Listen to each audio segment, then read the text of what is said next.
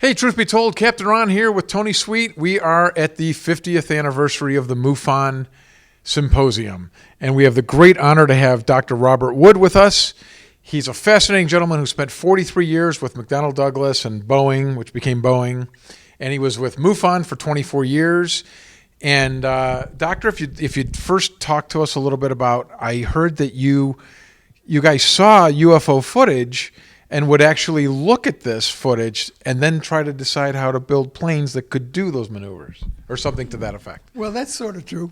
The way it really happened was that my boss wanted to know what he should tell the Air Force next week about how we could go to orbit and back 10 years from now. Did I have any ideas? And so I said, why don't we tell them how the alleged UFOs do it? It was a joke. And he said, that's a great idea. I want you to work on that. So seriously, that's when I read my first UFO book. And a year later, I'd got so interested, I'd read 50 of them. Wow. And it turned out my boss was out of town, and I had to give the briefing for our whole group. So I was telling him how we were doing on getting new contracts and were there any personnel problems. And after all that normal stuff, he said, well, Dr. Wood, we don't see you very often. What are you doing that's interesting?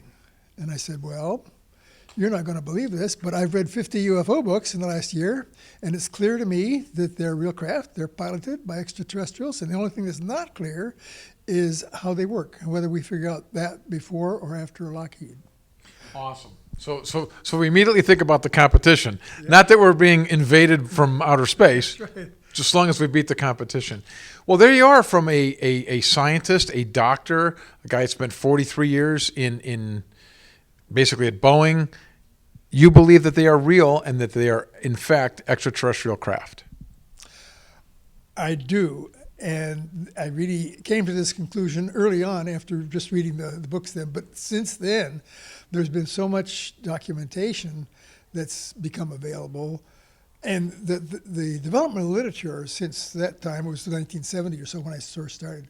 From back from then to now, the literature is so much more extensive and it's changed its character too. Instead of trying to get the details of lights in the sky, they've been talking about, well, maybe I got abducted, and is there a secret space force? And so basically the whole culture has evolved. Mm-hmm. And during that process, I was fortunate to be able to be asked to authenticate a questioned document that had been found by somebody who got it as undeveloped 35 millimeter film. Wow. Was I interested in trying to authenticate it? And I said, yeah. So it was my first attack at this. So we went to a high quality photo shop and got 8.5 by 11 copies from these negatives that were really readable. The original first thing was a fax, and you could hardly read the words. So I took this high quality stuff to somebody in the government who was in charge of printing it, the government printing office.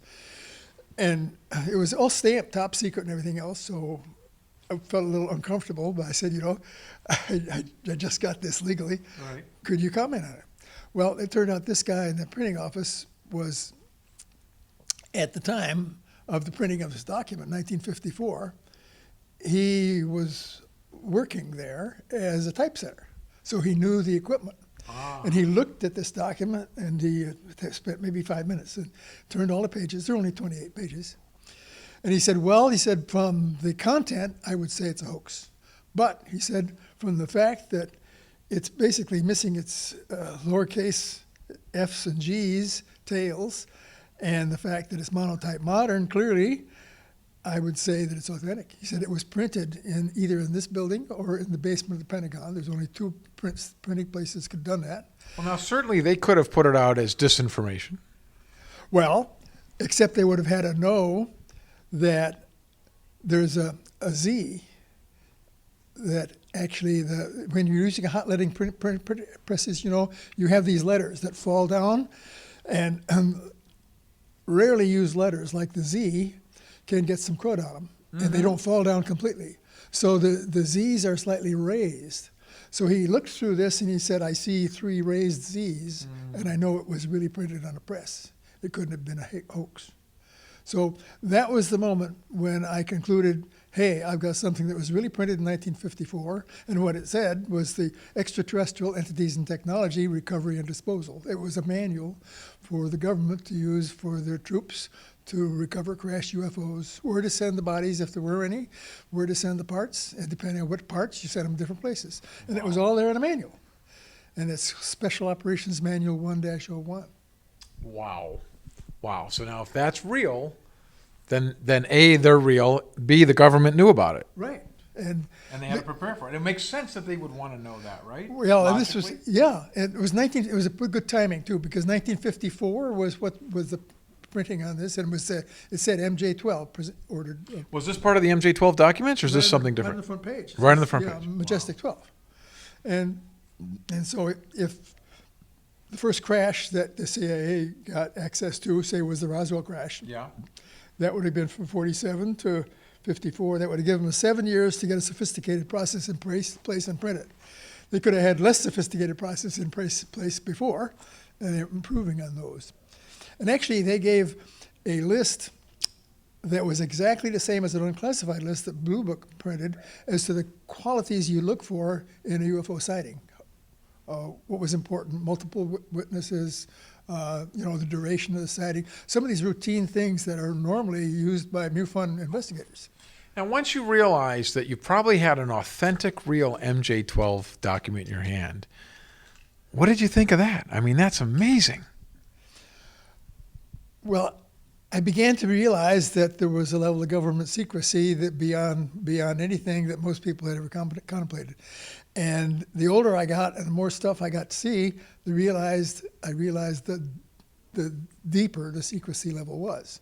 So what I thought was sort of an ordinary secret, and this is kind of ordinary, it's very clear that if in 1947 we got the Roswell crash, it's clear that we'd want to figure out how they work.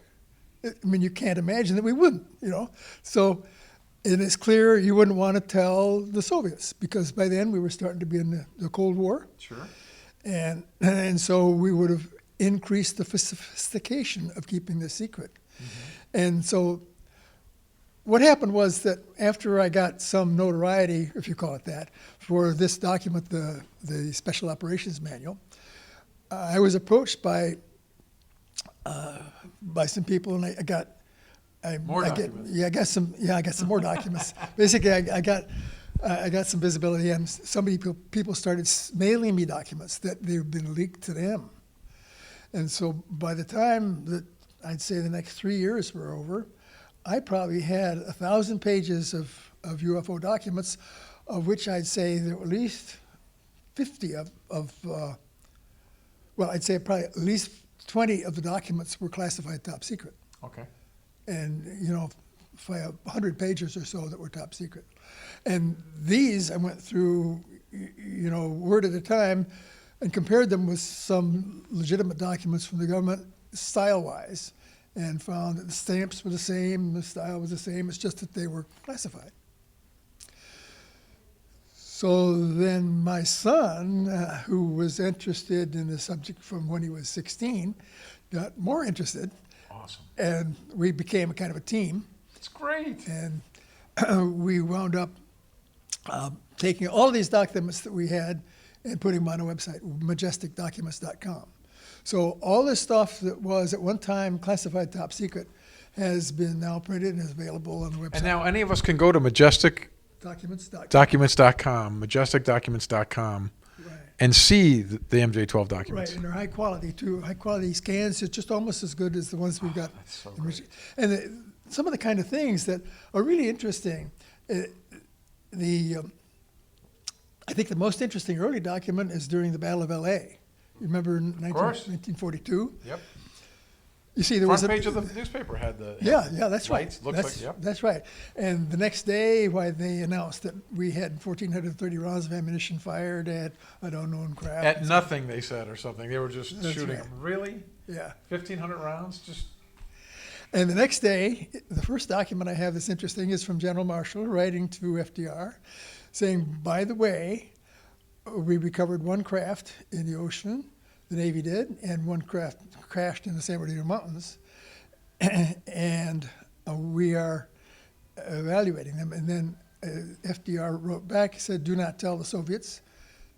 And then later, 2 years or so later, why it was determined that apparently a committee had asked for some money to study this problem, and FDR was writing to the committee saying, "No, we've got to beat the Nazis and win the war before we can spend any money on this subject." So what they didn't know was that the Navy was doing it anyway.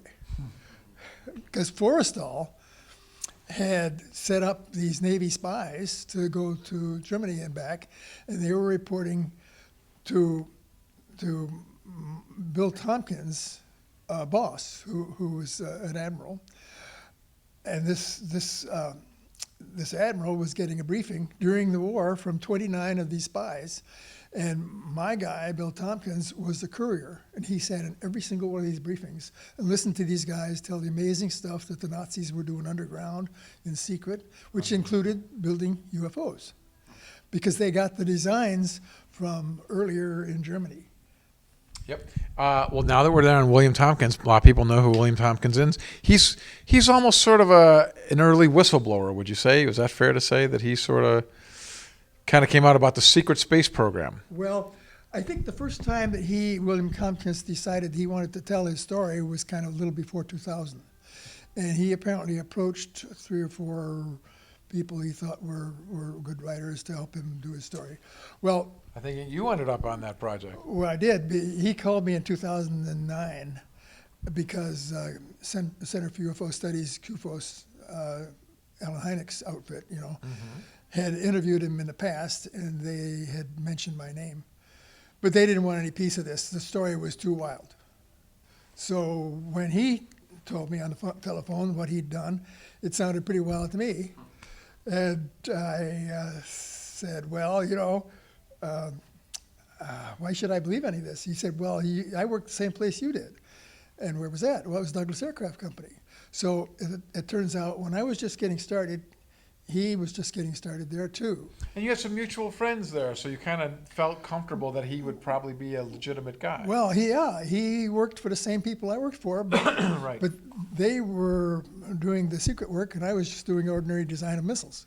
Yeah. That's all, just designing missiles. That's right. So you started off a little leery on him, then you realized you had some people in Well, contact. yeah, And now when you meet him and you start writing and working together, do you feel like he's legit? Well, I began to see what he'd written, and here's a guy. It turns out that he was a executive in the aerospace business, very well respected, a very articulate, a good leader, a kind of guy, but it turned out he'd never passed English in high school. So when he wrote, he could type, but when he typed, he would type the word the way it sounded to him. Oh, yeah, That's it. phonetically. That's phonetically. Yeah. So he had, thousands of words summarizing his life, phonetically written. So that's why I started. I see. And so I tried to make each word correctly spelled and each sentence correctly grammatical, but finally the story came together. The story of how he took it up to 1969 or 70 when he worked for TRW. Okay. But the time that he was at McDonnell Douglas was the same time I was there mostly. And he was working in a think tank down the hall from where I was, and I had no idea what went on in that think tank. But what they were doing, they had a contract with the Navy designing UFOs. Wow. And that's the thing that was the big secret. Is that And by that you mean they were trying to build saucer-shaped flying craft? well, actually, they were. What do you mean by UFO means unidentified? Well, they're trying to build anti-gravity controlled vehicles. Is There you a go. more correct way to state Got it. it.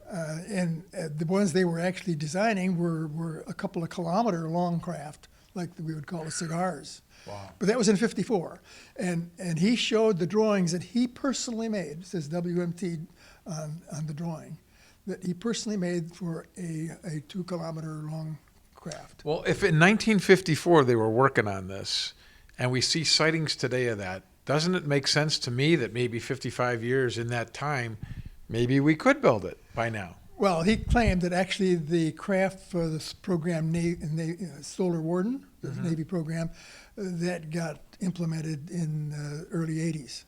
That is, the things he was designing in '54 finally got built. Came to fruition Yeah. 30 years later. Yeah, right. Well, there you go. So then maybe a lot of the people here that have UFO sightings are seeing something that's our craft, not necessarily extraterrestrial. Exactly right. Yeah, and I think that's the other thing that's changed in the ufology story.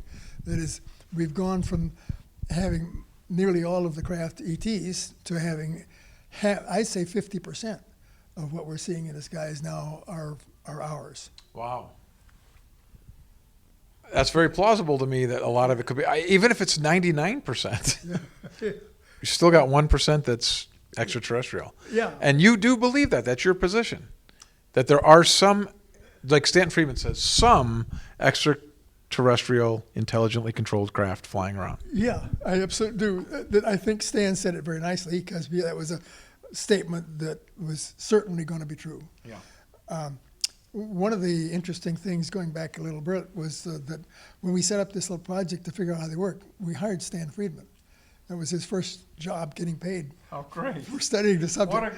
This whole world just synchronistically comes together. Yeah, and the understanding was, Stan, look, if we lose this money, if we kill the project, which will happen sooner or later, we understand that, we never admit that we hired you, that we worked on this. And so he honored that his entire career. Until I'd say about 1990, when I told him, Stan, it doesn't make any difference anymore. Right. Boeing doesn't care. And Boeing bought out Douglas, so they That's right. It doesn't matter anymore. That's right. Yeah. And then it did come out, and nobody cared. Nobody. Right. Well, listen, Dr. Wood, it's such a pleasure to talk to you. This is fascinating stuff, and we really appreciate you and all the work you did with MUFON. And it's just another piece of the puzzle that makes us all that much more curious and wanting to know more. Well, thank you, Captain. Thank you so much. For Truth Be Told, this is Captain Ron with Tony Sweet at MUFON's 50th anniversary. See you next time.